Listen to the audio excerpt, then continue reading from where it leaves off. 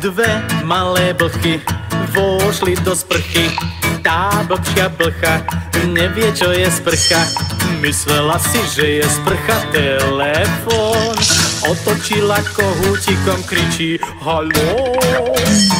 Koniec je blche, už nie je v sprche a žiadna škoda, spláchla ju voda. Nemala si myslieť taká hlúpáňa, že je sprcha telefon, čo vyzváňa. Tej druhej blche smutno bolo v sprche, spláchla sa za ňou, za tou jej hlúpaňou. Tak sa šťastné blchy kúpu v kanáli, z hygienických dôvodov by nemali.